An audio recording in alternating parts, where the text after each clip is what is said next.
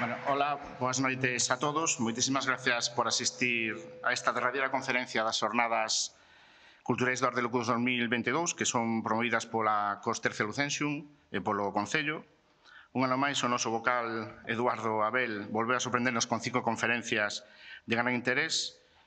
Queremos dar as gracias por todo o esforzo que faz. Ahora, bueno, cando aplaudimos para que se emocione o rapaz un pouco.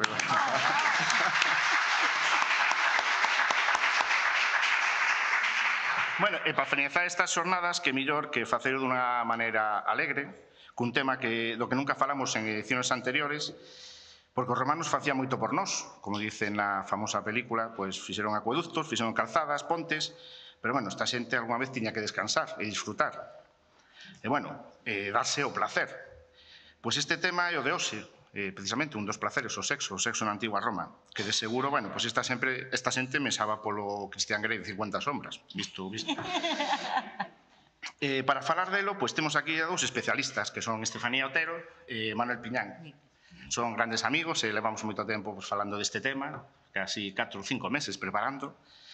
Estefanía, bueno, é licenciada en Medicina e Cirusía, o sea que se hai algún problema hoxe, pois ainda pode facer un RCP a algún. Non. Esperemos que non. Especialista en Medicina Familiar e Comunitaria, posee 2 másters, un en Salud Sexual e Psicología Clínica e outro en Terapia de Parella. Ademais, paseo certificado universitario de Actitude Pedagóxica. Miguel, sí. Tengo un fallo aquí de nombre.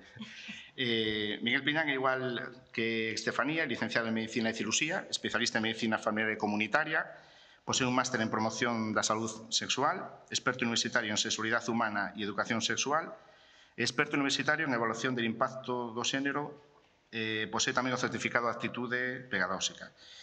E, además das súas funcións no Servicio 061, son fundadores e xestores da Clínica Otero Piñán da nosa cidade, pois se algún romano ou algún castreso necesita dos seus servicios. Bueno, dou paso aos conferenciantes porque hai moito de que falar, porque, bueno, non é por nada o sexo dá para moito. Vamos a disfrutar logo desta conferencia. Moitas gracias.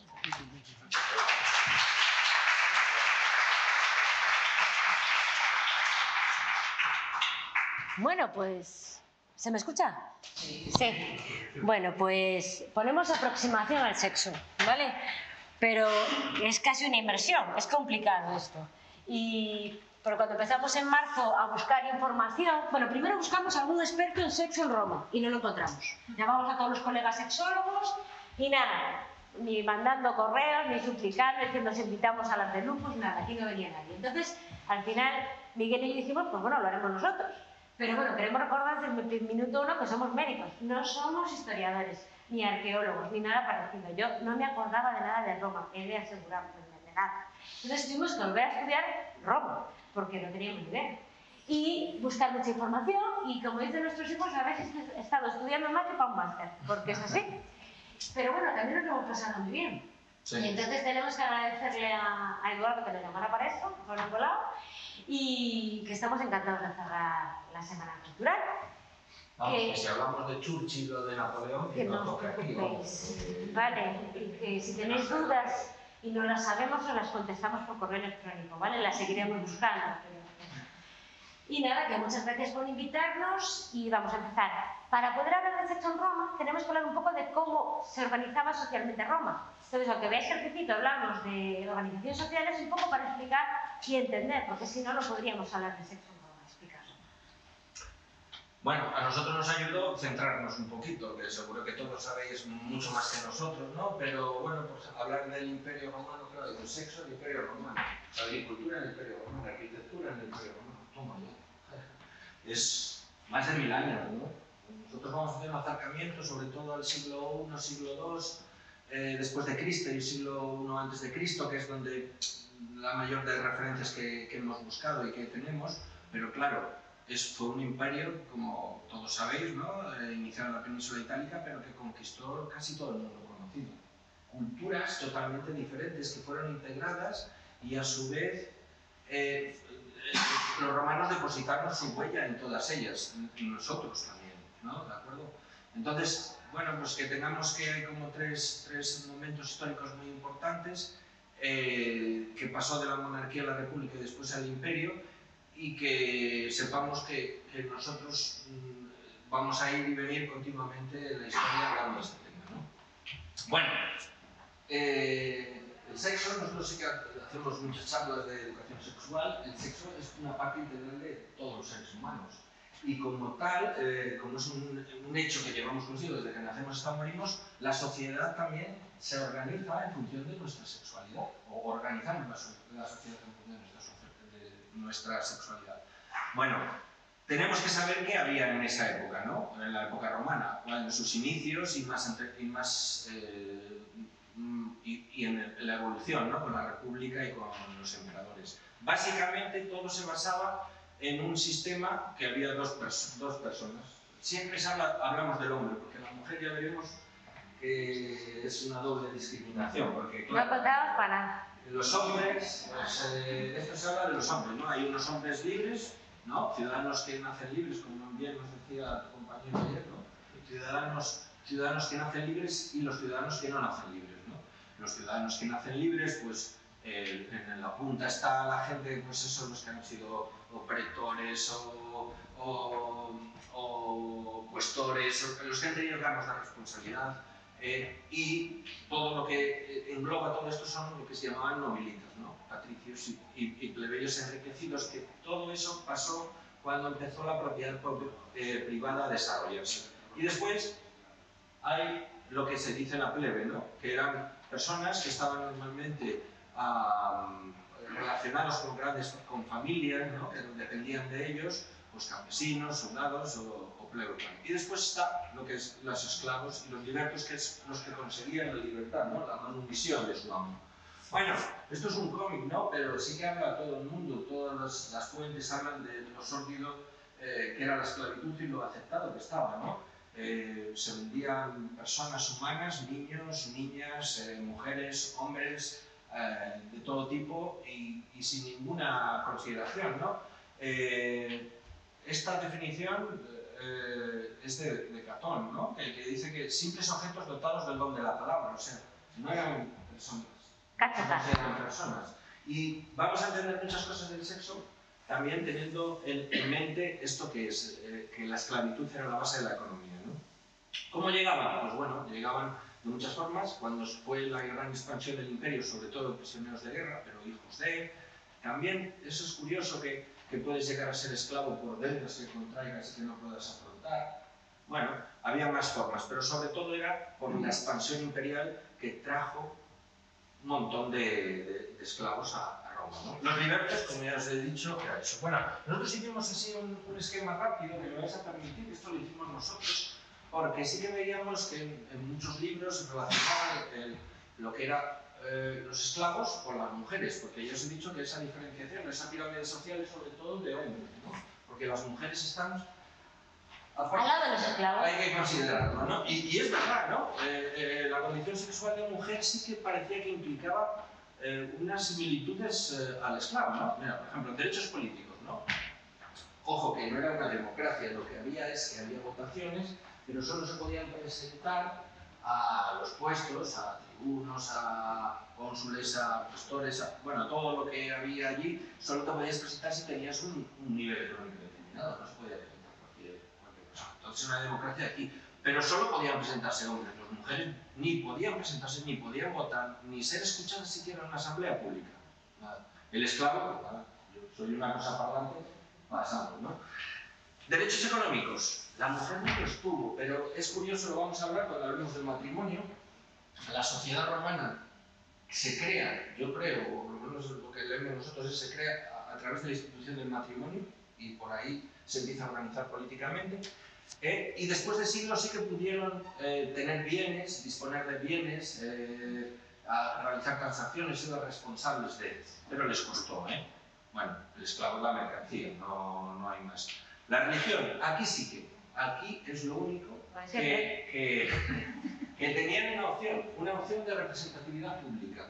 Lo vamos a ver después también, pero la mujer sí que a través de los coros de vírgenes de vírgenes o los coros de matronas que se llevaban pues en intercesión en ceremonias que se hacían de suplicaciones a dioses o de desagravio, ¿no?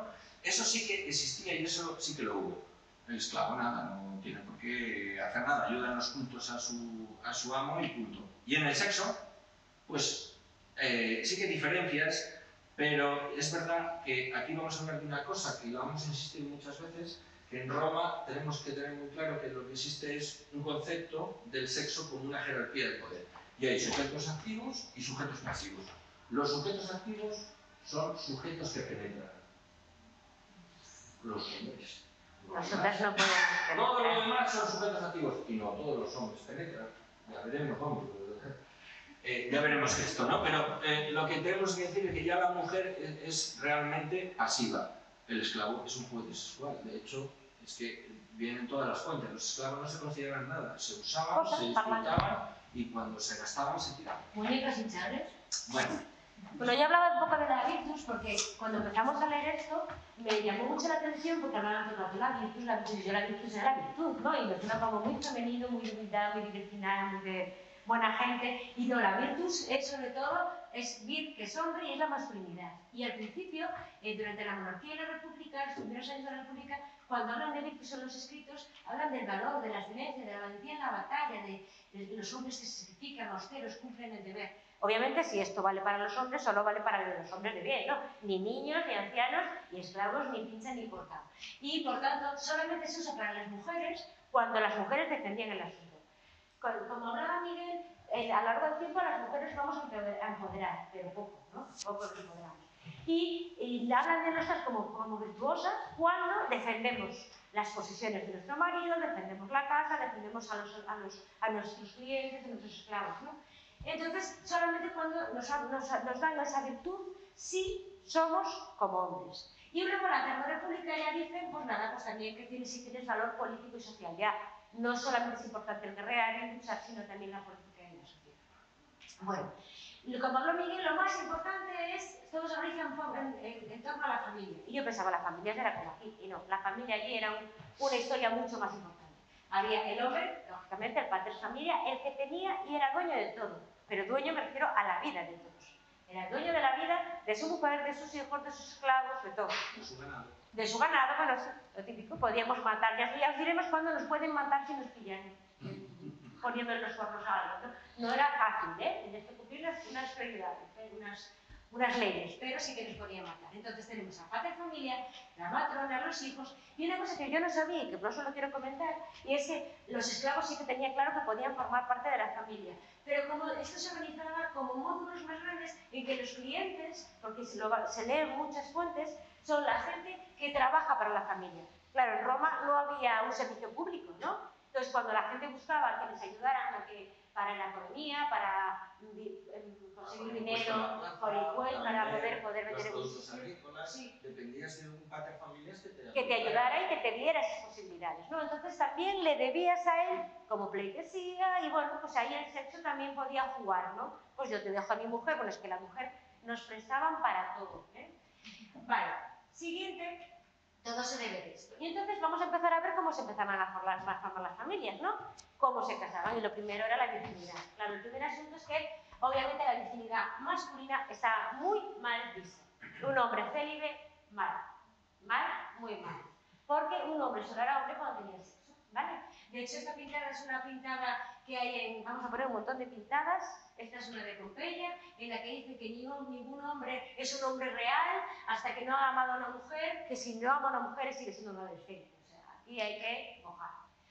¿Qué pasa? Que ellos lo tenían muy fácil, porque pues tan pronto el niño llegaba a una edad que empezaba le ponían ya la toga virilis y decían, chaval, ya tienes pelo, ¿eh? Pues te ponemos la toga virilis y te llevamos a que aprendas lo que es la vida. Entonces, o con la esclava de casa, o con la prostitución, pues dependiendo del nivel económico de cada uno de los nuevos chavales con la toga virilis, pues aprendían. Y los hombres debían de ser no vírgenes. Eso lo ponen en muchos sitios. Y además se insultan entre ellos si son vírgenes. Pero claro, la misión de la familia es dar ciudadanos a Roma. Entonces, el hombre tiene que practicar sexo sexual, tiene que penetrar, me lo deberías decir muchas veces, y tiene que tener hijos, ¿no? ¿Quién? Bueno, pero para tener hijos, pues necesita una mujer. Sí, de momento sí. Bueno, la mujer a la virginidad, el concepto cambia totalmente. De hecho, el hombre, si es un hombre poderoso, si es un ciudadano, si tiene acceso a una economía, a un puesto público, pues se representa en la sociedad como eso. La mujer se representa en la sociedad por el hecho de ser mujer, con dos etapas. Una antes del matrimonio, que es una doncella virgen, y otra cuando se casa, que va a ser matrona y se le supone que va a tener hijos, ¿no? La fertilidad. Para Roma, eso está perfecto. Esto es una palabra que sale en muchísimos textos, ¿no? La he repetido 20 veces porque siempre digo otra. Creo que es pudicitia, ¿no? Pero para mí eso es lo que llamaba nuestra bisabuela la modestia, ¿no? No, la humildad. Mi abuela siempre me decía, es que hay que ser humilde. Lo llevo grabado en el genoma. La mujer tiene que ser humilde. La modestia. Que la modestia no es solo ser fiel a tu marido, sino tener un comportamiento casto, recatado y humilde, en todas tus expresiones, en tu cocina, cómo cuidas tu casa, en lo que hilas, porque eran hilanderas en su origen. El Imperio Romano, en su origen, eran agricultores. Entonces eso estaba muy, muy dicho. O sea que el honor, por así decirlo, de una matrona se llama la pudicitia, que ya no lo voy a decir ya más, ¿no? Porque siempre me trago, entonces, bueno. Y antes de llegar a eso, antes de llegar al matrimonio, se supone que toda doncella es virgen. Ojo, aquí no estamos hablando ni de esclavas, ni de libertas, ni de clientas que tengan una baja casta social. Estamos hablando de gente realmente de familias, ¿no? De familias de bien, que llamaríamos ahora. Bueno, te voy a parar un segundo. Una cosa muy importante en esta charla es que todo lo que hablamos aquí son de fuentes creadas por hombres y hombres de un nivel sociocultural alto. Por tanto, nosotros de lo que leemos y sacamos nuestra impresión de cómo era en toda la sociedad, pero no hay nada escrito por mujeres sobre cómo practicaban el sexo, cómo se las cuidaba o lo que pasaba. O sea, que todo esto está sesgado por quienes escribían, los hombres y los ricos. Con lo cual, si pusiéramos un micrófono en una mujer, en un prostíbulo, en una esclava, en una clienta, pues nos contarían otras cosas. Entonces, todo lo que os contamos hoy aquí es de fuentes de gente que escribía. Bueno, que me enrollo. La virginidad es como una virtud que tienes que llevar, ¿no? Como algo que aportas al matrimonio, que es una potencia que vamos a ver que incluso se considera que es una potencia de la mujer, que por eso tiene esa relevancia en la religión, ¿no? Mística, mística, ¿no? Y que es una mujer sin mancha que va a aportar unos hijos al matrimonio de ese marido. Por eso tiene que... para que llegara virgen al matrimonio, la sociedad se comportaba e intentaba tener pues, unas normas, ¿no? ¿Qué normas tenía? Casarse muy jóvenes, por ejemplo. La edad mínima que se consideró legal, no al principio, sino más adelante, ya cerca de la época imperial, eran 12 años, porque se habían hecho matrimonios con 9 y con 10. De hecho, era costumbre prometer antes a la mujer que se fuera a vivir a casa del marido y que conviviera con él hasta que tuviera sus primeras reglas, es decir, hasta que se hiciera mujer a efectos reproductivos, que es lo que aquí era así, no era otra cosa, ¿no? ¿Y por qué nos enteramos de eso? Porque hay muchas lápidas de niñas muertas en el parto por 8, 9 y 10 años y que ponían que estaban prometidas a. Y claro, antes de casarlas, pues ya... Desgraciadamente es así. Y otra cosa que se aseguraba es que el honor del padre, el pater familias, era propiedad, era propietario del honor de esa familia y propietario, entre comillas o sin comillas, de esa mujer, de esa doncella, ¿no? Esto es una leyenda muy famosa en Roma, que parte será verdad, parte no será verdad, del asesinato de un padre a su hija antes de, porque estaba prometido a otro varón, a otra persona, a otro ciudadano, y un ciudadano de más poder pues la raptó. Y antes de que la violara y tal, pues la asesinó y la liberó. Y punto. Y era lo mejor que le podía pasar. Matarla. Muy contentos. Lo que está muy claro es que te mataban, no porque, o sea, no intentaban luchar por ti porque te hicieran daño a ti como mujer, o porque te sintieras mancillada, o porque te golpearan. No, era por el honor de la familia, no por otra cosa.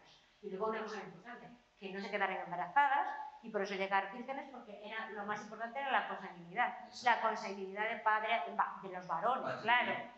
Patrilineal. Entonces había que tener muy claro que los hijos eran del señor en concreto. De hecho, por ejemplo, un dato que lo pone muy claro para que os hagáis una idea, cuando una mujer se quedaba viuda, no se podía volver a casar hasta que pasaba un año, para asegurarse que no iba preñada del viudo, de ninguna manera. O sea, esos tiempos eran por ley, ¿no? Bueno, las vestales es otra vertiente de la virginidad, ¿no? Recordad, la virginidad casi un carácter sagrado. Las vírgenes eran como, había cosas se organizaban en actos de desagravio a los dioses cuando había catástrofes, cuando había guerras que se perdían, o al revés, para pedir ayuda de los dioses en guerras religiosos, se organizaban coros de vírgenes, que son procesiones de vírgenes y de matronas de estas de... Mujeres de bien. Mujeres de bien, ¿no? Unas trayendo el honor, su pudicitia esa, que como se diga, y las doncellas trayendo su virginidad, ¿no? Lo más representativo, lo que todos conocemos, las vestales. Las vestales eran unas sacerdotisas que tenían a su encargo el templo de la diosa Vesta. La diosa Vesta tenía el pueblo sagrado de Roma y parece ser que eso había como una cosa que no se podía apagar. Cuando se apagaba, se acababa Roma. Bueno. Ahora mismo se escogía como unas 6 sacerdotisas en edades muy tempranas, a los 6, 8, 10 años, y tenían que hacer esa función 30. Bueno, el requisito principal es que fueran vírgenes. Y que se mantuvieran vírgenes 30 años. Tenían cosas a su favor, ganaban mucho... Tenían cierto poder y cierta disponibilidad económica, porque sí que tenían una representatividad en la esfera social, ¿no? Pero lo que leímos es que si se demostraba, porque se hacía un juicio de que alguna había perdido su virginidad, eran condenadas a muerte, de una forma horrorosa, porque se las sepultaba en una bodega, que aquí está representado, con un poco de pan y de agua, y se cerraba la bodega. Y se decía que si la diosa Vesta no salvaba, pues que nada. No sabemos de que hayan no salió ninguna. También es verdad que en todos estos cientos y cientos de años parece ser que solo hubo 20 condenadas. O sea que tampoco era una cosa tan común, pero existía, ¿no? Pero lo de siempre. Si había un terremoto, la culpa la Vestales. Ah, sí. Si la guerra iba mal, la culpa de la Vestales. Es curioso, las Vestales condenadas coinciden, como dice Estefanía, con acontecimientos, pestes sobre todo, guerras, batallas perdidas, y siempre, siempre se castigaba, se decía, bueno, pues eso es que alguien arrestar a Jesús. Eso es lo típico que, bueno, esto sí que es muy parecido a las películas. Se ha hecho en Roma, no es parecido a las películas, pero sí, yo de toda la vida tengo claro que se había que sacrificar a alguien que era una virgen, ¿no? En todas las películas de Shakespeare lo que tocaba. Bueno, el matrimonio era la institución más sólida y respetada por la sociedad romana durante muchos siglos. Y claro, es que lo que hablamos antes era un deber cívico y social. Tú tenías que casarte, la gente de bien, los nobles, los patricios, tenían que casarse para dar hijos a Roma, para mantener la cantidad de gente de bien suficiente para que pudiera mantenerse, ¿no? Y por eso había que casarse y tener matrimonio. De hecho, hay muchas leyes que favorecen el matrimonio, leyes contra el adulterio, leyes que favorecen el tener hijos, porque cuando veían que había problemas de que la gente de bien se empezaba a morir, pues oye, hay que poner aquí leyes para que sigamos siendo los que mandamos unos cuantos, ¿no? De hecho, hubo una época, cuando Augusto, que fue una de las leyes del matrimonio, que se empezaron a morir la gente con poder y que se cree que era por las cañerías de Roma y por los tatuajes que, o sea, los maquillajes de las mujeres por el mercurio, y que tuvieron problemas de fertilidad. Entonces hubo una ley, por ejemplo, que favorecía a la gente que tenía más de 3 hijos. Les daba una paridad, ¿vale? Te das cuenta que entonces se concentraba en pocas familias, ¿no? Cada vez hubo más porque el acceso al imperio de tantas riquezas pues consiguió que gente con dinero accediera a poder político, ¿no? Pero estaba todo muy concentrado y querían que siguiera siempre concentrado. Y bueno, mayoritariamente lo que está claro es que no está cimentado en el amor y es una decisión de los pater familias. Vamos a juntar a unas familias para juntar poder económico, social, lo que fuera, ¿no? Por tanto, no había amor. ¿Qué ocurría además en la mayor parte de las veces? que esos matrimonios concertados lo hacían los padres familia y solía ser entre una muchacha joven para que fuera virgen y generalmente el hombre era mayor, 30 o 40 años, ¿no? Que esto era una ventaja para la mujer porque se quedaba pronto viuda, pero daros cuenta que la noche de bodas era complicada, que ya hablaremos de ella. Entonces, esto lo digo porque hemos hablado mucho de estos temas. Yo decía que esto que pasa aquí es muy parecido al mundo de hoy. Digo, bueno, también hoy en día hay matrimonios concertados, ¿no? Por ejemplo, en la India. Y hay gente que se dedica, yo he visto problemas de estos de X, que hay gente que se dedica a hacer matrimonios, ¿no? ¿Qué ocurre? Que hay una gran diferencia, y es que en estos matrimonios concertados de hoy en día suelen unir a gente de la misma edad. Entonces el amor, digamos entre comillas, es más fácil que florezca. Aquí era mucho más complicado. Si te casaban con un tío, tú tenías 10 años y te casaban 12 y te casaban con un hombre de 45 o de 40, pues la cosa era más complicada que surgiera el amor. De hecho, en los libros lo que vemos es que cuando surge el amor lo escriben. Esto se quisieron mucho. Y es más, los varones romanos de bien dicen que es un problema. Esta gente que se quiere, que hace que el matrimonio no sea muy bueno. Porque claro, eran los sentimientos. Y se pueden romper las alianzas. Porque los matrimonios no eran por amor, eran por alianzas. Entonces, si de repente yo estoy enamorado, pues a lo mejor rompo el matrimonio porque ya no la quiero o me enamoro de otra. Es decir, decían que era un problema más que una ventaja, ¿no? Y es lo que cambia nuestro concepto de matrimonio. Una cosa muy importante para el empoderamiento de las mujeres, que hablaba antes Miguel, era que al principio hasta la media república más o menos, el matrimonio era cum mano y luego fue sine mano. Cum mano es que lo de la dote, pedir la mano, y está ahí bien. Al principio el cum mano lo que quería decir era que la dote pasaba al marido. Es decir, la mujer era como comprada, era la posesión del marido y con él toda la dote. Y el marido se quedaba con la dote, ¿vale? Sin embargo, cuando fue el sine mano, la dote quedaba en el padre. Es decir, si el marido, por lo que fuera, fallecía, o yo me divorciaba, por una razón que tuviera yo, ¿no?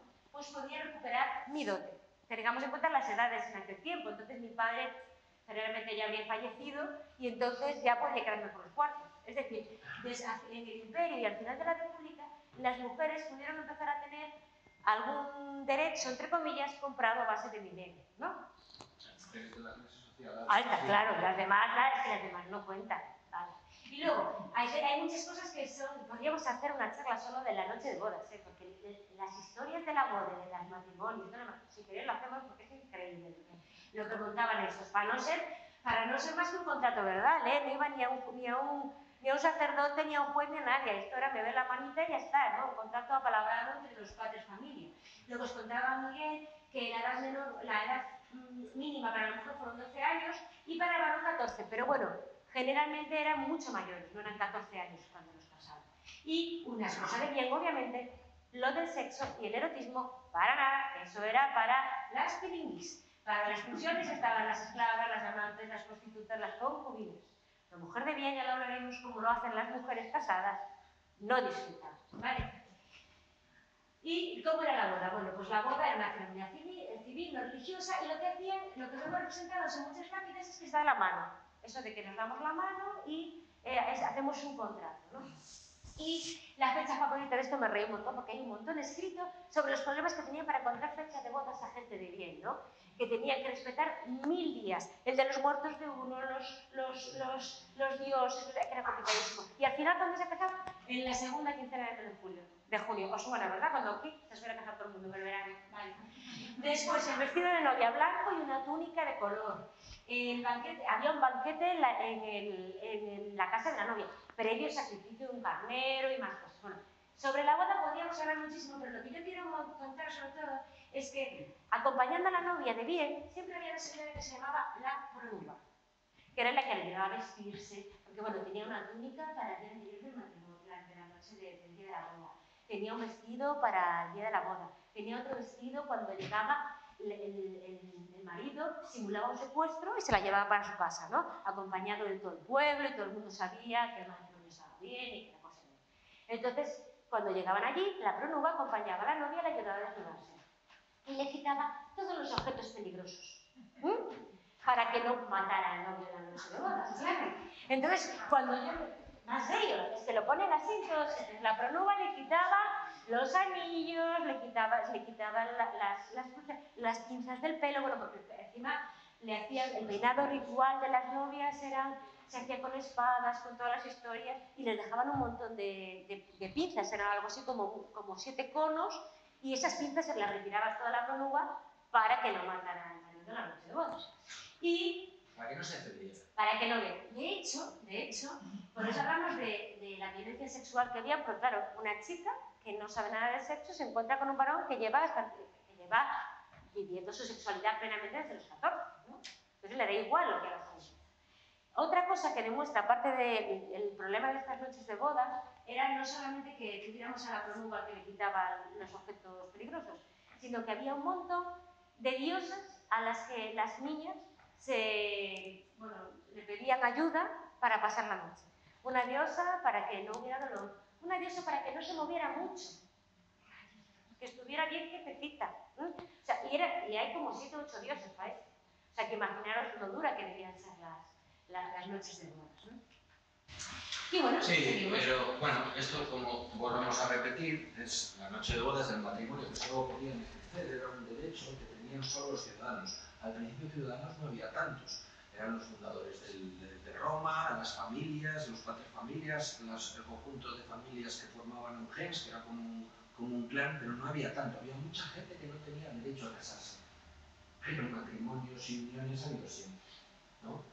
Esto es lo que habla de cohabitación o contubernio, gente que vivía junta, que tenía relaciones como podía ser cualquier esposo, cualquier matrimonio. Es más, yo siempre digo que leyendo y leyendo hay más probabilidades de que hubiera matrimonios como les entendemos ahora, es decir, basados en el afecto, en el amor, en el deseo, en un montón de cosas, pero no en un contrato, ¿no? Que en clases bajas que en clases nobles. Porque en las clases nobles el matrimonio era para otra cosa. Y aquí es una estela muy chula que la tiene el Museo Británico, parece ser, ¿no? De 2 libertos que cohabitaron juntos, que se llaman esposos, pero no habían adquirido ese derecho, ¿no? Pero ellos lo quieren dejar. Claro, un matrimonio es un contrato, es un contrato legal, y los bienes que deja ese matrimonio pueden dejarse de sus hijos. Si no tienes ese contrato legal, por así decirlo, no puedes dejar tampoco herederos ni hijos, o sea, que es todo bastante complicado. Bueno, los matrimonios se hacían y los matrimonios se deshacían. Divorcio. Y eso, el divorcio, estaba a la orden del día, desde el principio, ¿eh? Además, se llamaba, al principio solo lo podía ejercer el marido, qué casualidad, y repudiaba a su esposa, le decía vete de casa. Sí, pero le decía, había una frase, coja tus cosas y vete. Le decía eso y se lo podía dejar escrito o que se le dijera un esclavo. Así, ¿eh? He pillado el asunto y para casa, fuera. Y al principio, pues bueno, se estipulaban causas, ¿no? Infidelidad, aborto, bueno... Brujería, que siempre viene muy bien. Eso, lo de borrachera es muy curioso, pero es que existe. O sea, es que hay muchos escritos de alejen a las mujeres del vino. Una mujer más vino, cuernos. Se puede dejar llevar por sus pasiones. Y una mujer que se deja llevar por las pasiones no es independiente que esté con nosotros. Entonces, guarde usted el paterfamilias las llaves de la bodega. Uy, si robamos la llave de la bodega. Y hay declaraciones de gente que se divorció porque su mujer le había cogido las llaves de la bodega. Bueno, el tiempo fue avanzando, ¿no? Pero el divorcio se hizo como más común, ¿no? Que las causas, pues a veces eran irrisorias. Yo os digo que hay muchos autores que dicen que el divorcio era algo común, que si se ponían de acuerdo o alguien quería divorciarse, que no se retenía ese matrimonio. ¿Qué pasa? Que la mayoría de los matrimonios, porque hemos hablado de antes, eran contratos para mantener un poder económico, político o social. A nadie le interesaba deshacer ese matrimonio. No le interesaba al marido y no le interesaba al padre de la novia que había juntado ese matrimonio. Entonces se divorciaban poco. Sí, de lo de las causas irrisorias es que yo lo tuve que poner ahí, esto no, yo decía que no, hay que ponerlo, porque hay divorcios constatados de que se habían dejado, uno, porque su mujer había estado sin la túnica puesta en la cabeza mucho tiempo en la calle, Vaya cosa, señor Nosero. Y luego la que más me gustó a mí fue una que es que había estado hablando con una libertad de dudosa reputación durante toda la vida. Pero esa libertad a lo mejor, y ahí, no es lo que ¿vale? O sea, que razones irrisorias había muchas. Y el 3 también. Claro, todo esto que hablamos del matrimonio como un contrato económico o político alcanzó su culmen en la época imperial, que eran familias que llegaban al poder, que tenían que conservar por herencias y por hijo de... al llegar a ser emperadores, o ser cónsules, o ser tribunos, y entonces allí sí que había muchos matrimonios y muchos divorcios buscando la conexión que te llevara a la cumbre, ¿no? Por así decirlo. De hecho, en los 100 primeros años, los 120 Sí, primeros del años... 27 a.C. al 97 hubo 27 divorcios en la familia imperial. 10 de ellos obligados ya por el emperador directamente. Bueno, sí, en una de las revistas de arqueología que leímos había unos árboles genealógicos de la gente que se divorciaba y se casaba y tal, que eso hay que echarle narices, ¿eh? Eso es peor que cualquier asesinato de Nosotros no lo entendemos. para conseguir llegar al poder, ¿no? Bueno, leyes, eso hemos hablado de leyes. Esta quizá sí que nos puede sonar, ¿no? La ley Julia de Adulteris Coeficientes de Augusto, de Octavio Augusto, del primer emperador romano, ¿no? Él tuvo un largo, iba a decir reinado, pero no, un largo, no sé cómo se dice, del emperador, el fue jefe mucho tiempo. ¿No? Exactamente, fue jefe durante mucho tiempo, ¿no? Y entonces le dio tiempo a hacer muchas leyes y muchas reformas. Ayer hablaba Juan de otra ley, ¿no? Sí, que controlaba el acceso de las mujeres a ver los gladiadores. Un senatus consultum. Claro. Bueno, pues esta lo que hablaba era del adulterio. Y aquí es que se ejemplifica muy bien lo que existía ya en la sociedad, ¿no? La doble moral. Es decir, el marido, vuelvo a decir, puede tener relaciones sexuales extramatrimoniales con quien quiera, salvo que sea una mujer casada o una doncella o una viuda o otra divorciada. Es decir, tú puedes tener relaciones sexuales salvo que sea con otra mujer que tenga cierto honor, ¿no? Bien, entonces, hay como dos categorías. Una es el adulterio, que es en el hombre tener relaciones sexuales con una mujer decente que fuera esposa de alguien, y el estupro, que es una mujer decente pero que no esté casada, ¿no? Todo el resto del sexo da igual, ¿no? Pues, incluso, ya os decimos que está bien visto, no hay problema en eso, ¿no? Incluso sexo con mujeres y sexo con hombres, ¿no? Para la mujer ya cambia el asunto, ¿no? Porque todas las mujeres, todas estas, que son mujeres también, no han cometido ningún delito porque no tienen honor ni tienen dignidad ninguna, no se les considera nada. Eso sí, una mujer decente, hija de un paterfamilias o esposa de un paterfamiliar comete adulterio siempre que sea con cualquier hombre. Y si no está casada, pues es estupro. Cambia el asunto. Esto es ¿cómo se llama? Un mosaico encontrado en Alcalá de Henares que habla de esto, que esto es muy recurrente cuando lees el tema de adulterio, que es la violación, ¿no? Bueno, dice que se enamoró Júpiter de una mujer casada, de Leda, y bajó en forma de cisne y tuvo relaciones sexuales con ella. ¿Y con Elita. Bueno, pero este tema vuelve a salir después. En la mitología esto es muy común, ¿no? Y ya veis aquí, ¿no? Que habla del adulterio. Pero bueno, como siempre ocurre, que como pones casi parece que somos españoles, claro. Echa la ley, echa la trampa, ¿no? Entonces, ¿qué hicieron las mujeres? Pues yo le dije, ¿tú a gusto con esta ley? Pues yo me enrollo con no sé quién, y si me van a castigar, pues me apunto al registro de prostituta y ya está. Porque había un registro de prostitutas. Entonces, que tuvieron que prohibir que las mujeres decentes se apuntaran a la lista de prostitutas. O sea, que al hombre no le interesaba hacer la vista gorda. Porque volvemos a decir, si yo estaba casado con ella porque interesaba a mi familia y a la suya y teníamos ahí unos negocios juntos, pues mira, si es que... es que normal. Si eres adúltera, te tengo que repudiar y me tengo que divorciar y tengo que deshacer el matrimonio. Y el problema de la ley esa... Es el problema que decía que de la ley que si no lo hacías, porque antes no lo hacían los hombres, te acusaban de proxeneta. Y entonces ahí podías tener un problemilla. Bueno, el concubinato. Esta imagen es muy erótica, me parece muy... Pero lo que marca es una mujer esclava. A las esclavas se les colocaban unos carteles que hablaban un poco de o su procedencia, o su edad, o su estado. Sí, exactamente. Después, cuando pasaban a la domus del señor, podían tener cadenas con el nombre del dueño, pues si se escapaban, y a veces ponían pues dicen los autores que ponían una recompensa, ¿no? Si se escapa, llevará... y que llevará... No nos ponían microchip porque no había.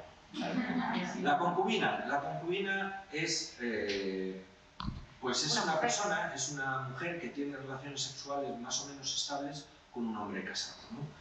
Legalmente, nunca existió poligamia legalmente amparada en el derecho romano, pero había una poligamia de hecho en toda la sociedad, por lo que hemos dicho.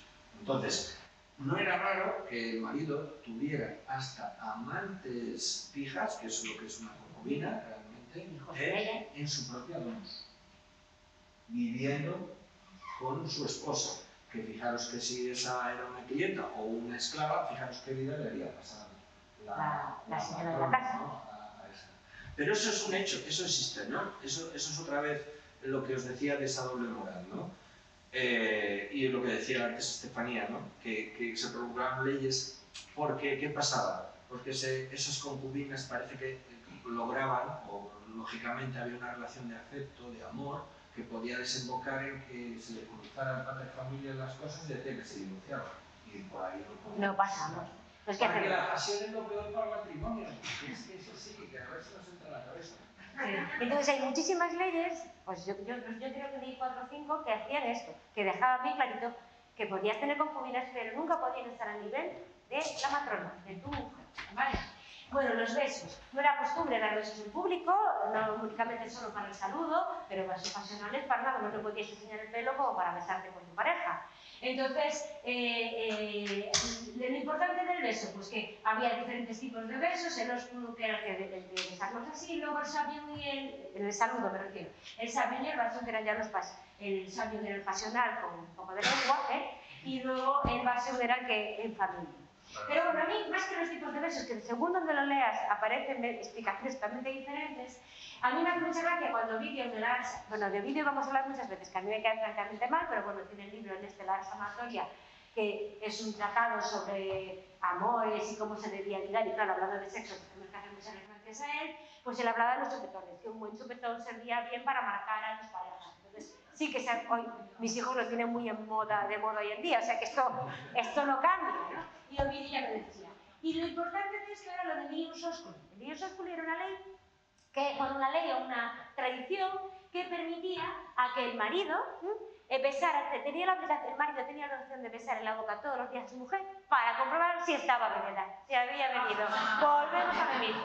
Cuando las conocían, de hecho, al principio cuando se presentaba la familia, te podía besar en la boca todo varón hasta el segundo primo hermano. Más narices, o sea, para comprobar que llevas bebido a la boda. O cuando te conocían ellos. ¿Y cuándo tuvieron que quitar esta ley? Pues Tiberio la tuvo que quitar porque tuvieron una epidemia de herpes bucal, claro, del copón que estaba acabando con la vida de todo el mundo y dijo, vamos a acabar esto de Dios, no nos besamos todos los días, porque si no, esto es debió ser una verdadera pandemia, ¿vale? Modelos de belleza. Aquí ya volvemos a las amatorias, bueno, a todos los comentarios de cómo gustaban los hombres. Pues cachimanes, guaperas, bronceados, atléticos, glúteos prominentes, muslos, torneados, hombros anchas, lo que dices tú, claro, las sombras de Grey. Lo más importante que quiero decir aquí es que no importaba ser bajito, claro, italiano, al principio no eran muy altos. Y además se ocurrió al principio que los bárbaros, que eran los altos, eran los del norte. Entonces, no era importante que fueran altos, ¿vale? Lo que siempre es que tenían que estar depilados, eso sí, no se depilaba en la zona genital, solamente las piernas y los brazos, y fue avanzando, cada vez era más importante estar depilado si conseguías nivel social, y tenías que tener un buen corte de pelo, las uñas cortas y limpias, y siempre muy limpios y perfumados, o sea, esto era muy importante. Las mujeres, en los inicios sobre todo, teníamos que ser todas muy capaces para parir, entonces en los estudios nos ponían caderas anchas, culo ancho, ¿vale? Poco pecho, no éramos las mujeres de que no daban lactancia, las daban las otras, y las esclavas, y las prostitutas tenían que ser muy mediterráneas, de cabello y mirada oscura, muy sensuales, ¿no? Y a mí me hizo mucha gracia que cuando se empezaba a expandir el imperio, pues a mí me acuerdo, es que oigo siempre lo de las alemanas, lo de que llegaron las alemanas, y empezaron las bellezas nórdicas, ¿no? A llegar esclavas de tez clara y cabello y pelo rubio, y entonces se empezó a poner ya, en tiempos de Augusto, las mujeres empezaron ya a tener ese pelo de rubio como algo en valor, ¿no? Para parecerse a esas bellezas nórdicas. y eran más delgadas, con pies más pequeños. Y os pusimos esta foto porque me llamó mucha atención que la mujer guapa era uniceja. Y el hombre. Entonces se pintaban la ceja completa. Vale. Cosas de belleza femenina. Bueno, pues como los hombres teníamos que oler muy bien. Y utilizábamos mucho para el modo erótico la canela y la mirra. Y había que ponerlo en el cuerpo, en el cabello y en la boca. ¿Vale? Utilizábamos todo tipo de carmín, máscara de pestaña, polvo y tal. Y la depilación de las mujeres sí que era una depilación completa. Y lo dicen muchos autores. Aquí puse a Puleyo, pero hay un montón. En las descripciones de las termas siempre se describen a las mujeres totalmente depiladas, para que se note bien el monte de Venus. Ese bultito de grasa que tenemos ahí tenía que notarse cuando caía la túnica, ¿vale? Y entonces, para que se notara bien, pues bien depiladitos. Y yo decía, ¿cómo? Bueno, pues con pincitas, y para los hombres, por ejemplo, ablandaban con cáscara de nuez. Ablandaban el pelo primero y hacían como emplastos y luego se iban arrancando el pelo. Y bueno, lo que más cuando empezamos a leer de esto, lo que más gracia me hizo fue que la cirugía plástica ya existía de aquella, ¿no? Y peeling había un montón, pero Plinio el Viejo cita una abdominoplastia, bueno, el hijo de un cónsul que había engordado muchísimo y que le hicieron una abdominoplastia. Y a mí lo que me alucina es que sobrevivió a la abdominoplastia, ¿eh? Y que el tío cuenta que le fue muy bien y que estaba mucho más atractivo y que tenía mucho más éxito de la representación. Bueno, ¿cómo ligamos? Pues bueno, todo el mundo se leía el libro de la sumatoria, ¿no? Que le daba todos los indicios de cómo ligar, y lo importante de... A ver, a mí me cae mal Ovidio, porque Ovidio dice cosas como que a las mujeres, que si decimos que no, es que somos muy de decir que no, que siguieran existiendo, ¿no? Estas cosas, ¿no? Que las mujeres éramos mucho de fingir los orgasmos, que éramos mucho... Eso lo dice Ovidio, ¿eh? Que yo no pensaba que dijera lo de fingir los orgasmos, pues lo dice. Y bueno, se toca el tema. Y una de las cosas que dice Ovidio es cómo hay que ligar, ¿no? Y entonces, claro, darnos cuenta de que las mujeres de bien, pues cuando hablamos de proteger la virginidad, llevaban siempre un esclavo al lado de ellas, siempre iban acompañados, no podían tener contacto como las mujeres no ciudadanas. Entonces, ¿dónde podíamos encontrarnos? Pues podíamos dejar ver para que nos conocieran en las termas. En el teatro, lo más importante no eran las actrices ni la obra, era lo que se montaba de las señoras para entrar y que las vieran con todas sus galas, lo importantes que eran y para ligar, ¿no? Digamos. Y en el circo y en los desfiles del foro, donde había muchísima gente, es donde pueden tocarse, ¿no? Pues lo que comentaba ayer, que si se sentaban pegados, si se manchaba la toga, pues te la puedo limpiar, te la puedo recolocar. En contacto había que aprovechar situaciones en las que pudieran estar hombres y mujeres juntos, que no eran muchas, y que no fuera muy descarado, ¿no? Y luego los WhatsApps eran pues con la tabula cerata. Con tablillas de madera de cedro, que tenían ahí una especie de cera, y se grababan los mensajes. Ahí fue donde viene lo de tabula rasa, porque se borra, dándole con la cera por el lado de la pala, y ya lo dejas limpio. Y bueno, no me acuerdo ahora del nombre, pero había expertos en tabulas ceratas para mensajes de amor, porque eso llevaban colores más bonitos, más pequeñitos y color rojo. Y bueno, claro, si era con alguien con el que no debías tenerlo, pues claro, no lo escribías tú, lo escribía una esclava, una amiga, para que no reconocieran tus mensajes, en caso de que te pillaran.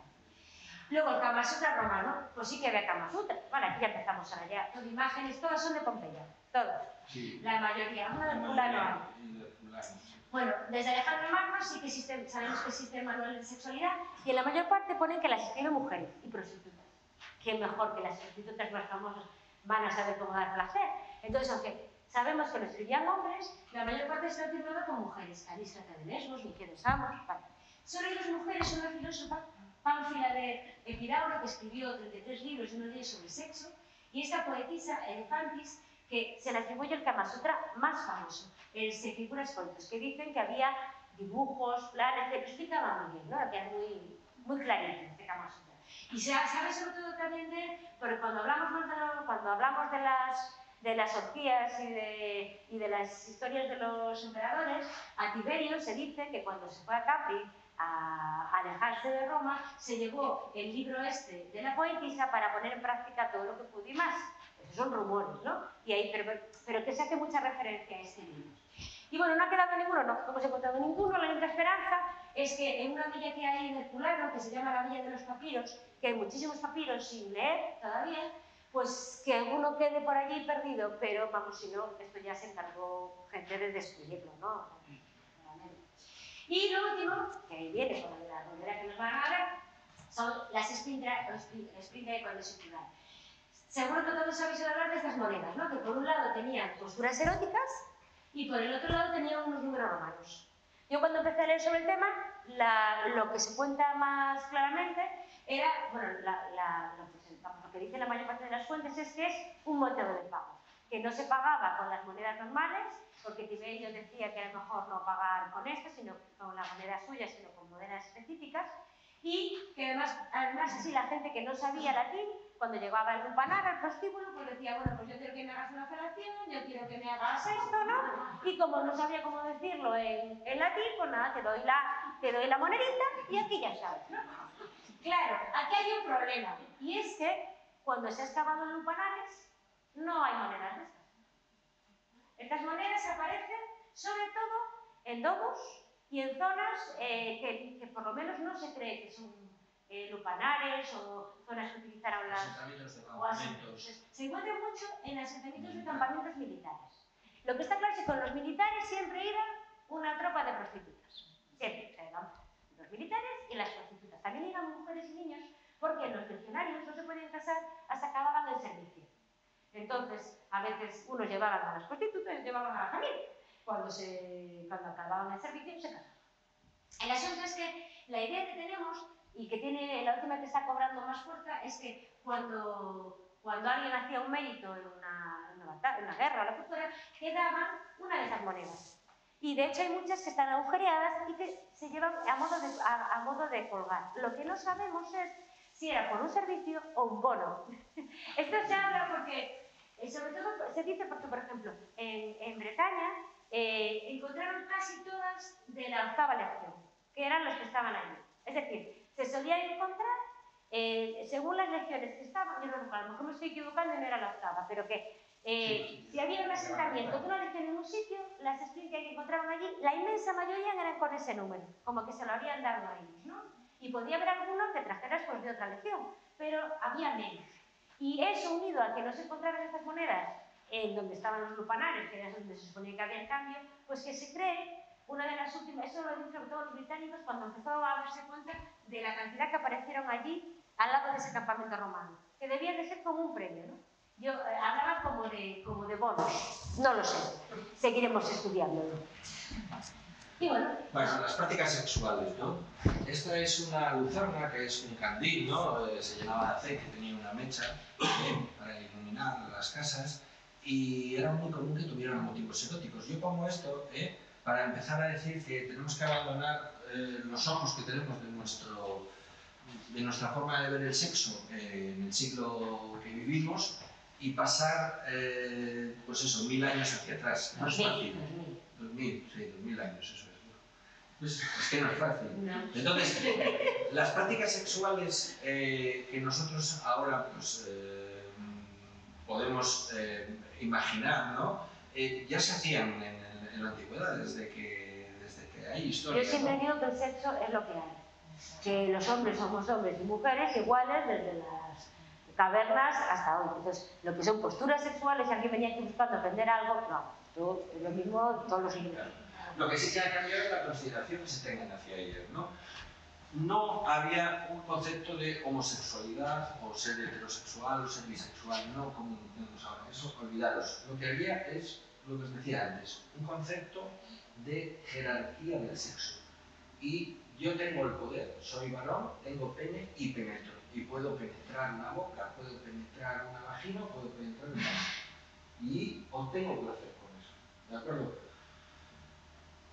Es importante porque yo tengo la posición activa y después otra persona, que puede ser un hombre o una mujer, recibe eso, ¿no? Y esa posición, pasividad, está, pues, es mucho menos importante que la mía, por así decirlo. Bien, aquí yo la puse porque esto sí que yo no lo he visto muy poco. poco, o sea, yo es la única imagen que encontré de un 69, ¿no?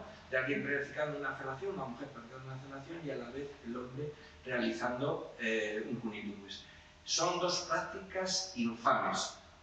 Son infames porque la boca sí que tenía el concepto para los romanos del laboratorio, del poder, de la política, y lo que es el sexo a través de la boca, de los genitales, sí que tenía un componente que les costaba aceptar. Entonces, eran prácticas infames, sobre todo la del hombre. Porque la de mujer, si era una esclava, era una cliente, tenía menos rango social, no pasaba nada. Estaba haciendo un acto sexual y él estaba recibiendo, no pasaba nada. Pero el cunilingus en sí era algo...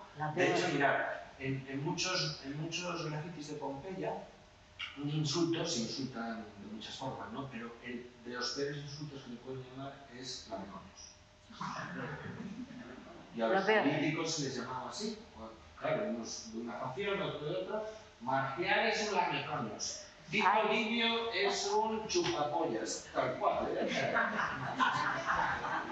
Bueno, entonces había una jerarquía de prácticas sexuales aceptables e inaceptables. Vamos a verlas. Activo, pasivo. Vuelvo a decir, el activo no hay problema.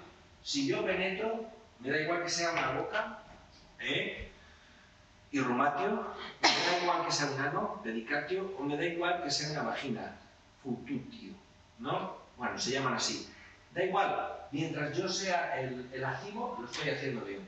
La mujer no tiene pene, entonces siempre va a ser una posición pasiva. Y después, como hay una jerarquía de poder, tú puedes tener una penetración anal con otro hombre. Si ese hombre es un esclavo o de categoría social inferior, tú tranquilo, estás haciendo lo que tienes. Ahora, si son dos personas de categorías sociales iguales, ahí es donde entra el conflicto. Y eso no estaba bien visto. Y era criticable. De aquí, en las termas en Pompeya, hay un friso que debe ser más o menos como esto, como esta pared, quiero decir. Hay escenas en las 4 paredes, pero solo se ha conservado una, y de esas es un pozo, porque son 8 escenas que son todas escenas sexuales muy explícitas, muy pornográficas, queremos decir, y una de ellas es esta. Yo la pongo, un trenecito, ¿no? 2 varones y una mujer. Vale, la mujer siempre va a ser en blanco, siempre el modelo ideal de la belleza de la mujer es en blanco y el del varón siempre es un tono gris, ¿no? De aquí hay una persona que realmente está cometiendo un acto infame. Solo una. Mirad, la mujer está recibiendo una penetración, anal o vaginal, no lo sé, no voy a entrar en eso. El hombre está realizando esta penetración y ese acto hasta ahí bien. Este hombre está también realizando una penetración anal y si no son equivalentes en poder o sociales, es decir, si este está por debajo, este señor está haciendo lo que tiene también. Este no. En el medio está recibiendo placer e incluso está alargando ese brazo hacia el amante. Entonces, bueno, si fuera un esclavo no hay problema porque el esclavo es una cosa y no es infame y no es infame. Pero si no, esta sí que es una práctica infame y que es prácticamente es criticable. Es decir, que tú podías tener relaciones homosexuales, como las entendemos ahora, y ser considerado un machote. Bueno, Julio César siempre se le echa en cara sus relaciones con rey. Sí. Cuando le decían, tenía una fama de ser un gran galán, que se acostaba con no sé cuántas mujeres, no le engañaban. Se acostó con un montón de mujeres de sus compañeros y tal, y al final cuando llegaba a Roma le decían tener cuidado con el que llega este caballero, es cerrar las mujeres que llega el gran momento. Pero siempre le echaban en cara en el Senado que cuando vieron a un rey tan Nicomedes IV, no sé qué era, que había tenido algo más que palabras con él, y siempre le echaban en cara que había tenido una relación homosexual con él.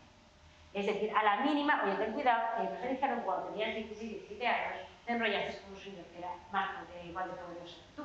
Entonces, se enrolló y recibió... Y claro, fue el que recibió. Lo que le criticaban es que había tenido una posición pasiva en esa relación. Y eso se lo estuvieron echando en cara durante años. Bueno, esto es muy importante. Entonces, vuelvo a insistir. Esta es otra imagen de allí, un hombre tocado realizando un cunilingus. Esto es la única que hay. Esto no se puede ver. ¿Esto qué es? Esto no puede ser. O sea, un hombre dando placer a una mujer. ¿Cómo es esto? Es algo, es una práctica infame, sigue estando, es lo peor. Lo peor que te pueden llamar es que eres un lamecón, vuelvo a insistir. Y la felación, la felatio, entendida como una posición activa, es decir, como un sexo oral en que tú tomas una disposición de acariciar, de estimular ese pene, ¿no? El irrumatio es la penetración de la boca, simplemente, ¿de acuerdo? La felación es tomar una parte activa, y eso también, si eres un hombre respetable, tampoco lo puedes hacer, ni mucho menos, ¿no?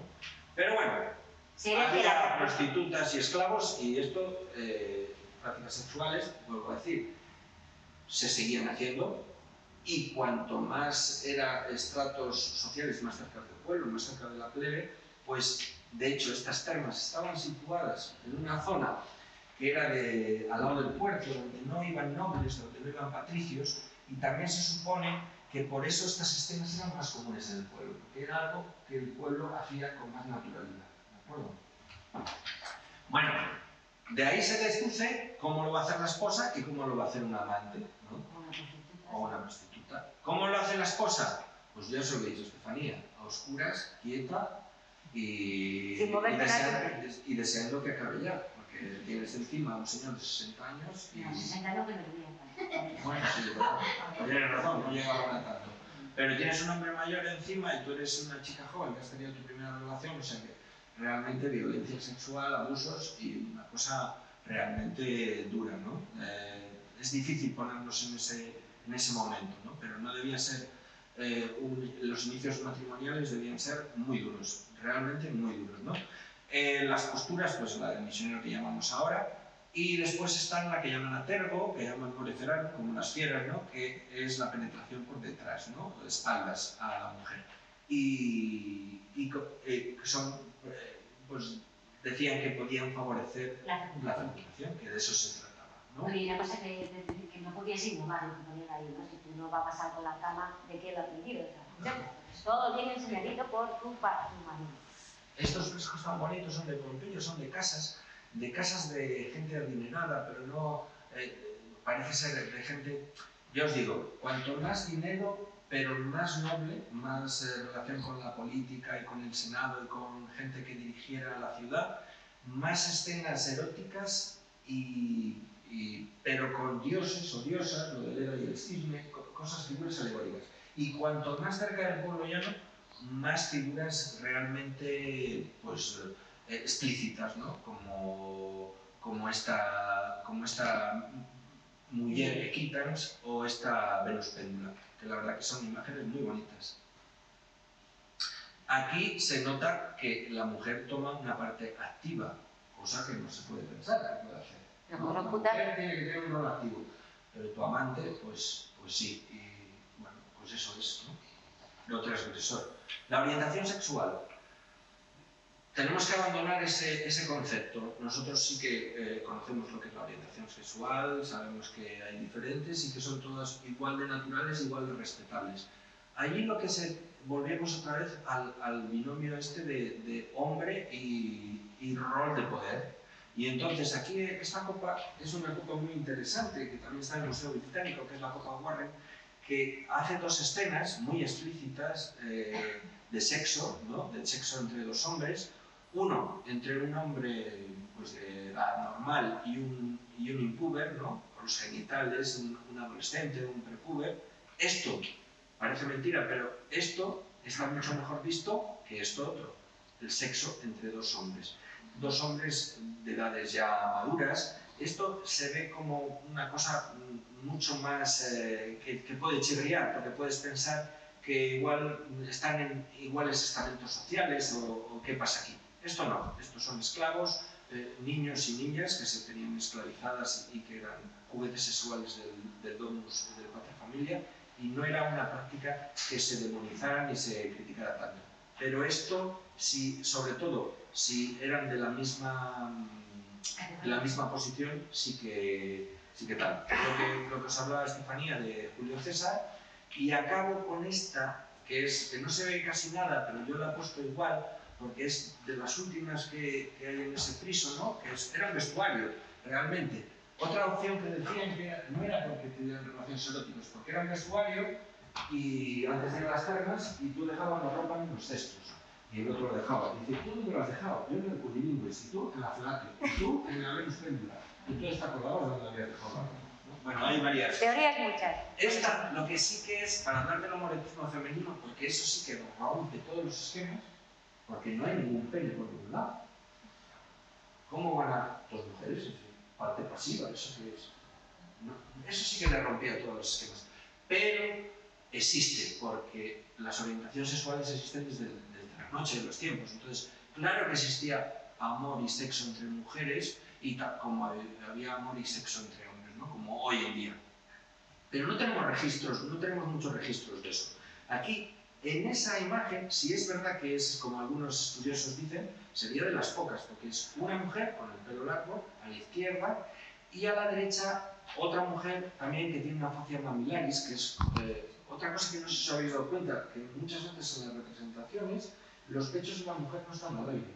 Siempre están, aunque sea un amante, aunque sea una prostituta, siempre están tapados. Parece ser que esa sí que era una costumbre que estaba... Que la mujer nunca se desnudaba del todo, siempre se dejaba como un poco una pulsera, siempre había algo cubriendo el fondo. Bueno, esto se criticaba, hay literatos que hacen referencias a mujeres, ¿no?, que tenían esos amores o esas relaciones, y se intentaba siempre masculinizar a una de ellas. Hablaba, no sé qué autor era, de una tal Basa que tenía el clítoris tan grande que parecía un pene. Siempre estaban, por así decirlo, intentando que alguien pudiera ser la parte activa de eso, ponerle que fuera un macho. ¿No les entraban a cabeza? No le entraban. Pero algo debían de saber cómo funcionaban estas relaciones sexuales porque las llamaban tribas o tribales, que en griego significa preguntar. Entonces algo sabían de cómo funcionaba esto, ¿no? Lo que os digo que en el pueblo, que la gente seguía teniendo relaciones sexuales. Y hay estelas funerarias de mujeres dándose la mano.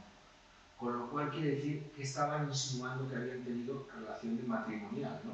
Hay escritos en papiros de demostraciones eróticas y de poemas de una mujer dedicándose a la otra. Hay pocas cosas, pero las que hay, supongo que nos reafirman en que el sexo entre mujeres y entre hombres y mujeres existió y seguirá existiendo. Bueno, y eso ya... vamos a dar un poquito de caña porque si no nos enredamos. Ya veis que lo que más nos... Y hemos fijado de ambos, pero bueno, porque luego podéis preguntar. Pero... No sé si dejaremos tiempo. No.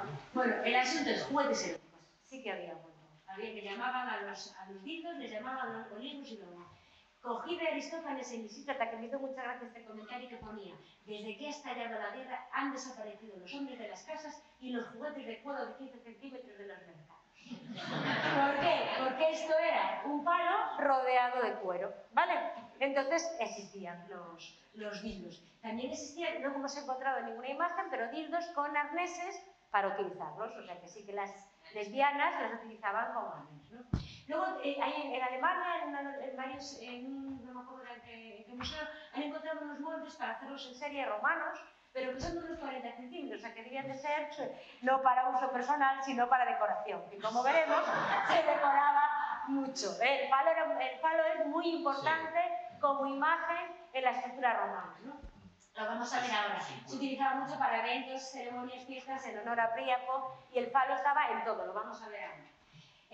Utilizaban afrodisíacos, alimentos, todo aquello que le recordara a un genital, pues era un afrodisíaco. Las hojas, los espárragos, los huevos, la menta, la miel, la pimienta, los piñones, la rúcula, bueno. Y aquí, bueno, me hizo mucha gracia que las vísceras de todo lo que ellos creían que era muy reproductivo, en todos los gallos y los carneros, esto era lo que había de comer.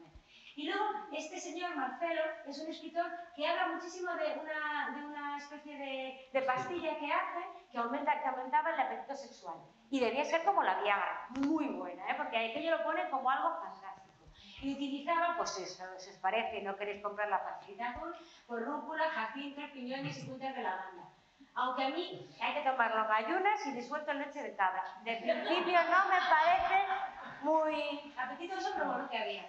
Anticoncepción, bueno, pues como lo importante era traer gente a Roma, pues no era algo que les preocupara. Además, la fuerza vital del semen era muy importante. El hombre no se preocupaba en absoluto. Me hizo, estos también os lo pongo, es que claro, el problema es que quisiéramos contaros tantas cosas, porque yo con esto me reí imaginándolo un montón. Los hombres creían que, como el testículo derecho siempre suele estar más alto que el izquierdo, pues que los varones venían del testículo derecho. Entonces, si tú querías tener hijos varones, tenías que atarte el testículo izquierdo. Me imagino las necrosis de testículo que había apretándolos ahí con las cuerdas para decidir el sexo, ¿no? Y bueno, anticoncepción, las que escribían mucho anticoncepción eran las prostitutas de todos los niveles, ¿no? Y hablaban de lavado vaginal, al acabar la violación y luego, bueno, contener la respiración, toser mucho, bueno, lo que siempre se hablaba. Y una cosa que en muchos de los grafitis de Pompeya hablan de que las prostitutas son muy guarras, que tienen la vagina llena de cosas, que no se han lavado, hablan de barro. Y lo que hablan es de esto, de que se untaban cosas para no embarazarse.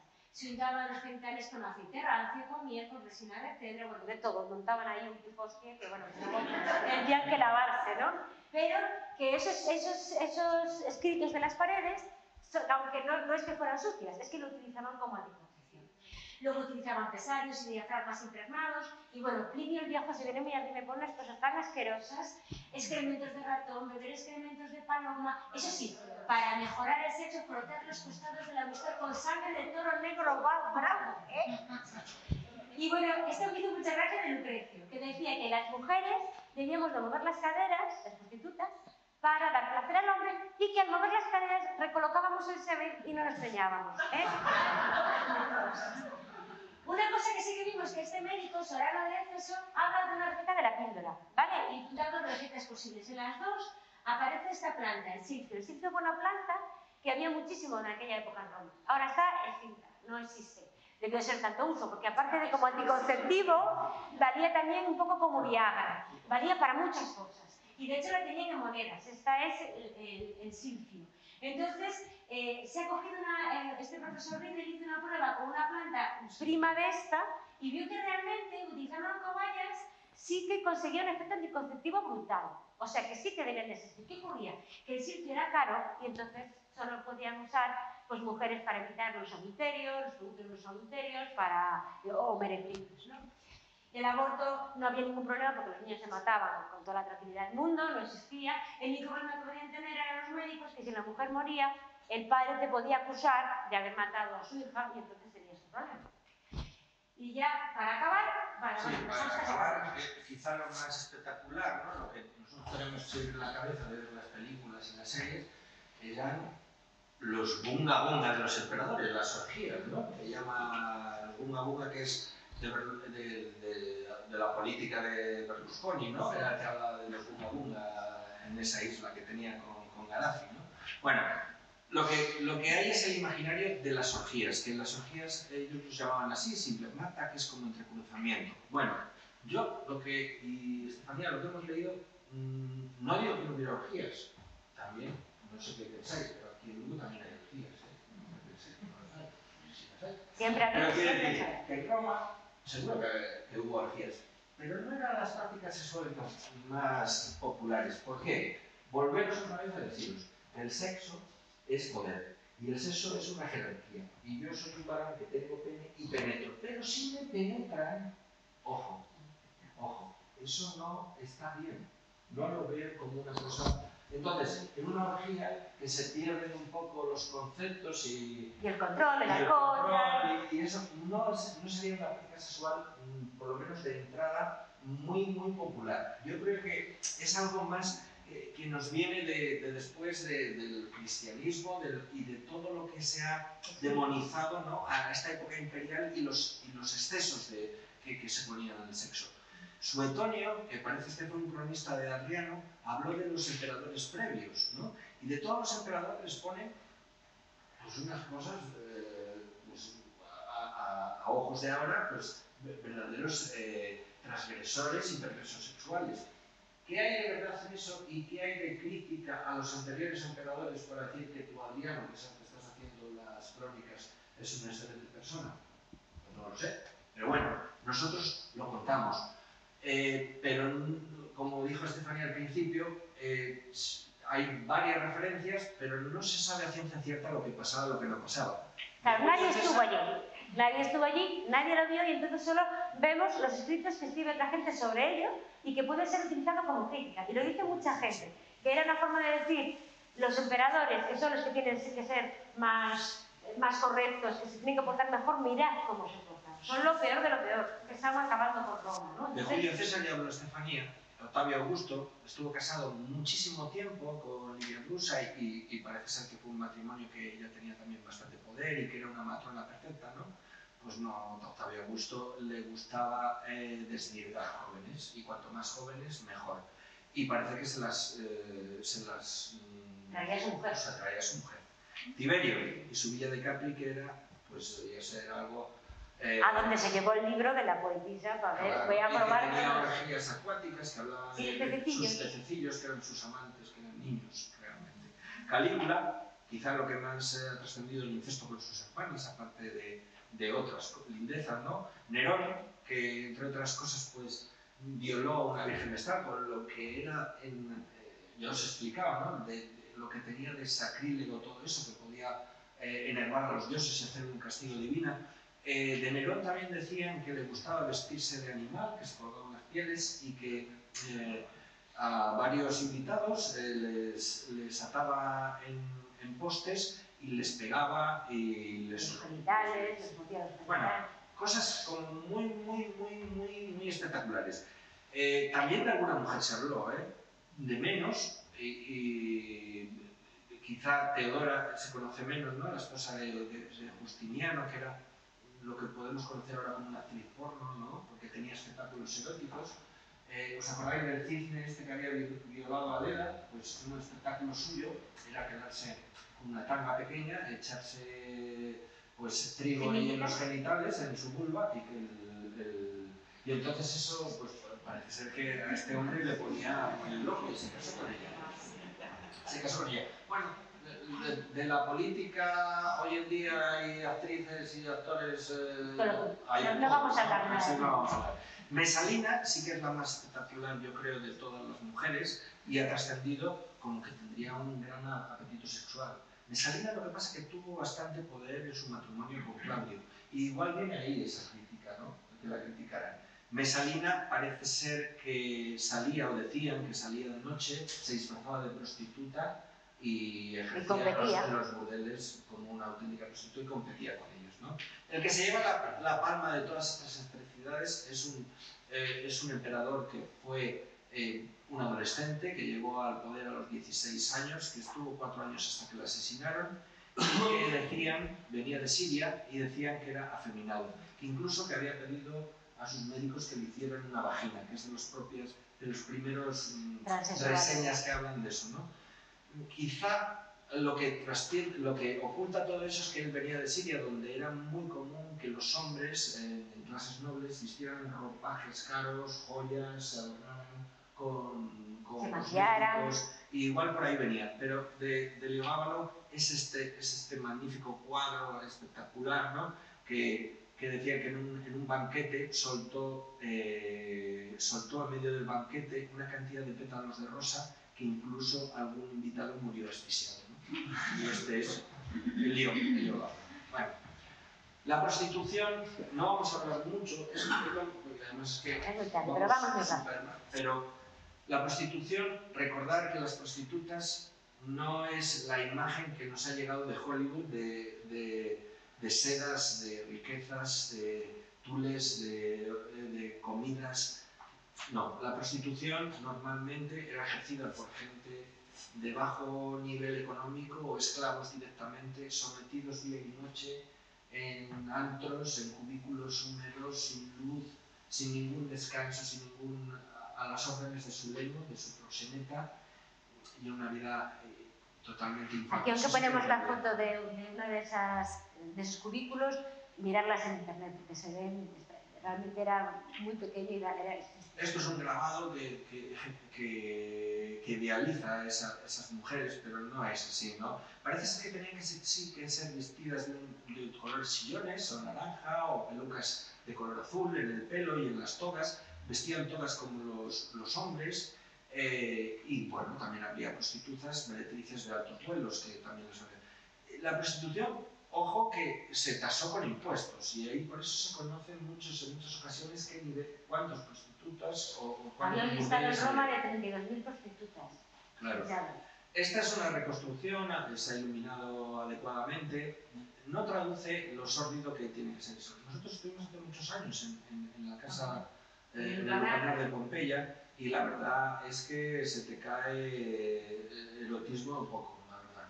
Bueno, ¿dónde las podemos encontrar? En los lupanares, que son los prostíbulos, pero las puedes encontrar en cualquier sitio. Ya hemos hablado que pueden estar pues en la calle buscando clientes, pueden estar debajo de los arcos, pueden estar en las termas, pueden estar en las proximidades de los campamentos militares, en muchos sitios, ¿no? Aquí una cosa importante es lo de que Calígula dijo vamos a sacar el rendimiento a esto y fue el primer emperador que puso impuestos a la prostitución. Le puso entre un 10 y un 15% según lo que ganaba. Y los emperadores, incluso los cristianos, siguieron manteniendo este impuesto. Alguno que tenía un poco de pudor usaba ese impuesto para hacer servicio público, arreglar algún circo, algún anfiteatro, pero siguieron cobrando. Y luego si era un servicio, creían que era un servicio público. Daros cuenta, si había prostitutas, las mujeres de bien estaban a salvo. Aquí no nos vamos a detener, bueno, porque según donde trabajaran se les ponían unos nombres. Aquí volvemos a tener otra escena de la famosa termas suburbanas de Pompeya, en el que ella está encima de él, ¿no? Teniendo una relación sexual. Aquí vemos el pubis completamente depilado, como os decía Estefanía. Y aquí otra, esta no es de las termas suburbanas, esto es de una casa de Pompeya, que también se ve mucho más explícitamente el Venus depilado y la fagia mamilaris que os decía, ¿no? El hombre siempre piel oscura, la mujer siempre piel clara. A la mujer la prostitución llegaba pues, siendo esclava o bien gente que no tenía otros recursos, ¿no? Quizá lo que nos ha sorprendido mucho es que también las clases nobles utilizaban la prostitución de sus esclavas o sus esclavos para un ingreso extra. E incluso en algunas domus se sospecha que hay alguna habitación, algún cubículo que se utilizaba para tal. El sexo era muy barato. Costaba un par de ases, que es lo que te podía costar un vino. Era muy barato. Muy barato, muy barato. Claro, a nivel de alto standing ya no hablamos, pero eso. Y se podían pagar por servicios o también pues pagar, tener como Netflix, que te apuntas ahí con el nombre. Bueno, la prostitución, la vida de prostitutos, esto es un tema que es bastante controvertido, pero parece que existía. Mirad, hay un graffiti en Pompeya que dice algo así: marítimo te chupa el cuello, te cobra 4 ases y lo hace hasta las vírgenes. ¿Eso qué? Hay gente que dice que eso es un signo de que había prostitución, pero que hay muchos escritos de si quieres follar bien, llama a Diodora, o tal, no sé qué, ¿no? Podía ser, pero también vuelvo a insistir lo de antes, igual era simplemente un insulto. Y el marítimo ese se presentaba a tribuno de no sé dónde, ¿no? Bueno, pero bueno, sí que parece que existió la prostitución, que en un principio parece ser que eran prostitutos para mujeres, pero que esto cambió un poquito, ¿no? Con el imperio, y también se consideraba que se contrataban varones. Se les llamaban exedetus, o también hemos visto que se les llamaban como de moneda. Y ahí lo dejamos, no sabemos muy bien por qué. Mirad, una cosa que siempre nos preguntamos, porque yo como sexóloga estoy muy preocupada porque se practica poco sexo, en general, y cada vez se practica menos, ¿vale? Eso está claro, no lo dicen todos los sexólogos que conocemos, porque estamos muy liados con Netflix, con HBO, o sea, que quitaron las plataformas, ¿vale? Bueno, el asunto es que ellos practicaban mucho más sexo que nosotros. Y esto, ¿cómo lo decimos? Pues mira, hay un estudio de Thomas Martín, que escribió un libro muy bueno sobre la economía de la prostitución en Roma, y hizo un cálculo sobre los sitios que había en Pompeya donde se practicaba sexo y se cobraba por ello, ¿vale? Y había entre 30 y 35 locales. En cada sitio había como mínimo 4 prostitutas. La población no está ubicada entre 10.000 y 20.000 habitantes. Tomando términos medios, pues le calcula que hay una prostituta para cada 100 habitantes. Si consideramos que la mitad de la población son mujeres, pues al final queda 1 para cada 50, dado que los clientes también había niños y abuelos, pues pongamos 1 para cada 10, ¿no? Entonces se practicaba mucho sexo. ¿Qué tengo yo claro? Es que hay que tener muy claro lo que hablábamos, es que el sexo en Roma no se ve como lo vemos nosotros. No tenemos la implicación judeo-cristiana de culpa, de escondernos, no. Para ellos es lo mismo que beber y comer. Es otra cosa de la que hay que disfrutar. Por tanto, igual que yo me tomo un café o 2 o 3 al día, yo más bien 3 o 4, pues ellos tenían 3 o 4 relaciones al día. Por eso las prostitutas eran este nivel de prostitución, ¿vale? Porque no era, me voy de petit club el sábado, no, no, no. Varias veces al día porque es como beber o como fumar. De hecho, uno de los sitios, bueno, fumar no, beber o comer, me refiero que donde en las tabernas, las camareras te ofrecían la comida y el servicio. Todas las tabernas tenían una pequeña habitación para, después de la comida, tener sexo. Con la hija del dueño, con la camarera o con la que fuera, ¿vale? Era lo normal. Y ya para acabar, lo que hablábamos antes del falo, que el falo está en todos lados, ¿vale?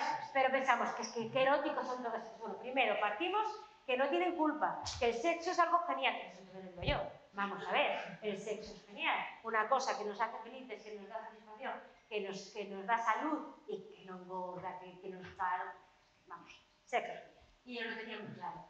Porque encima ellos, claro, no tenían la moral cristiana y encima no sabía que había enfermedades, les daba igual los embarazos, bueno, así, ¿no? Normal, vale. Pero ellos, el fals o la métula, como la llamaban ellos, el pene, es algo que atrae la buena suerte.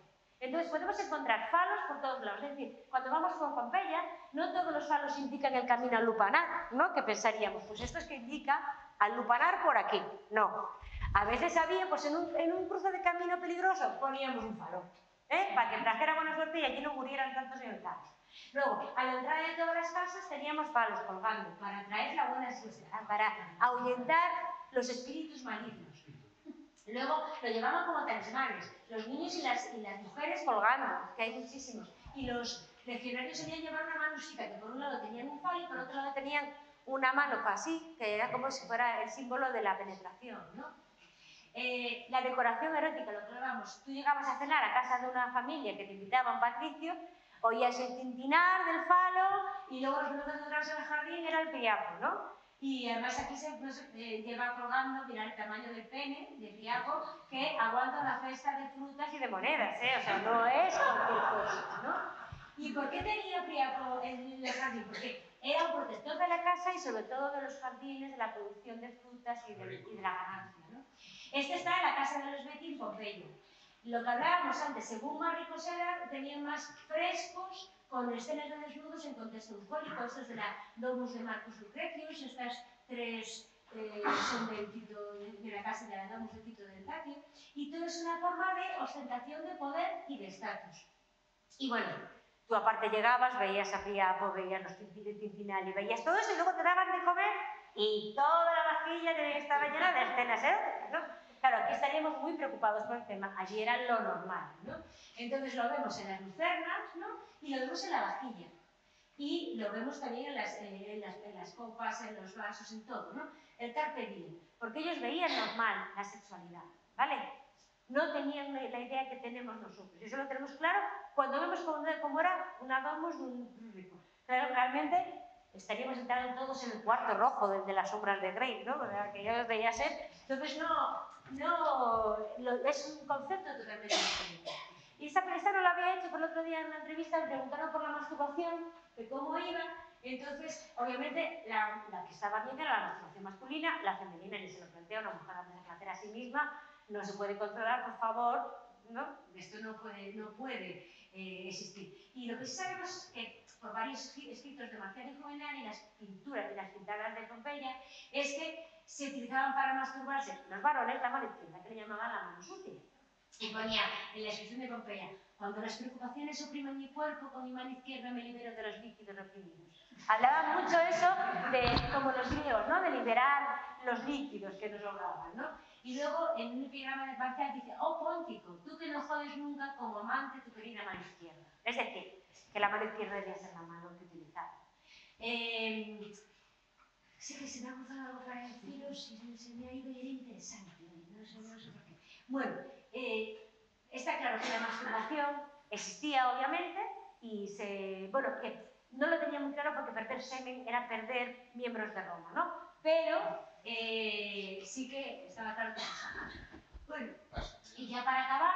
Nada, ya hemos acabado. Simplemente finalizamos aquí y nosotros somos solo con muchas charlas. Y nosotros, claro, después de todos estos datos, de todo lo controvertido, pues cada uno sacará sus conclusiones si hemos avanzado mucho en nuestra sociedad o en algunas cosas que podríamos sacar. Las funciones del sexo, decimos solo son tres, ¿no? La reproducción, la comunicación, que en la comunicación está el afecto, está el amor, por supuesto, y también el placer, ¿no?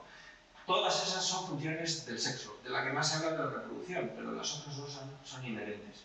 Vivimos en una sociedad que hay unos derechos humanos y hay, por ende, unos derechos sexuales, ¿no?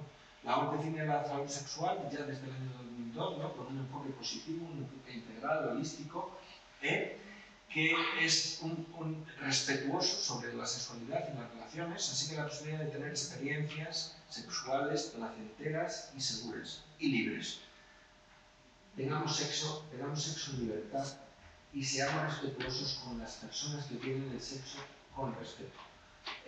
Yo creo que eso es un poco lo que queremos transmitir, ¿no? Que las relaciones sexuales y la sexualidad es algo inherente a la persona humana, que es un valor que tenemos que seguir defendiendo y que desde el respeto y la tolerancia yo creo que todos podemos seguir avanzando. Estas diapositivas las pusimos porque yo cuando acabamos de estudiar todo esto yo dije, qué mal estamos, no cambió nada.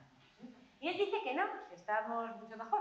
Bueno, no sé qué opináis por ahí, pero yo siempre digo que si salimos de juerga y vemos a las camareras, pues también sigue siendo un reclamo, los putistas están ahí al lado, ¿no? Entonces, bueno, pues yo creo que sí que hemos avanzado, obviamente, pero bueno, nos queda mucho por avanzar, ¿no? Y aquí acabamos. Perdonad que se nos ha ido el tiempo y muchísimas gracias por vuestra paciencia. Y si tenéis alguna pregunta y lo sabemos, os contestamos. Bueno, pregunta. No, no es una pregunta. Quiero agradecer muchísimo la conferencia, que ha estado muy interesante, pero haría un matiz que lo difícil de palabra, pero yo no hablaría de relaciones aceptadas o respetadas, hablaría de relaciones regladas o no regladas, sí, porque para ellos todas eran aceptadas. Sí. Decíais que no había, que os costó mucho encontrar personas dedicadas a este estudio, y os quería recomendar, si queréis estudiar todo esto, hay un catedrático de ética en la Universidad de Cádiz, Francisco Vázquez García, dedicado desde hace muchísimos años a estudiar el sexo, la antigüedad. Tiene muchos libros escritos sobre el tema y encontraréis la diferencia entre la ecomatio, la felación, porque efectivamente había mujeres que se las criticaba por tener una especie de pene. Era verdad, era por motivo de que vosotros sabéis como médicos que a veces nacen personas con malformaciones y nacen mujeres con los dos sexos y entonces no les quedaba más remedio que ir a los prostíbulos. Hay dibujos de todo eso. Efectivamente existía la prostitución masculina. Este autor acaba de sacar este año, junto a un catedrático de ética de la Universidad de La Coruña, un libro dedicado a los escritos que tenía inéditos el ilustrado Bentham, Stanley Bentham Project, sobre el homoerotismo en la época de Jesucristo. Ahí explica cómo incluso el apóstol que seguía a Jesucristo, era San Juan, creo. San Juan efectivamente era un prostituto y se explica cómo Jesucristo, estamos hablando de filosofía, ¿vale? De historia, pues era bisexual y todo esto. En esto todo encontraréis auténticas maravillas. Muchas gracias, porque entonces os invito a que lo busquéis. Es Francisco Vázquez García, y ahí encontráis maravillas. Muchas gracias y lo que invito a Eduardo es que te coja la referencia porque la charla próxima del otro año la tienes tú. Uno de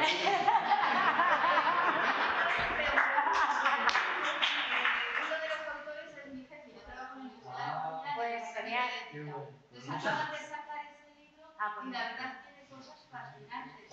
Sí, esto es... Muchas gracias porque nosotros, claro, la Jacareta lo hicimos con todo el respeto y con todo el trabajo, pero sin ser expertos historiadores en eso.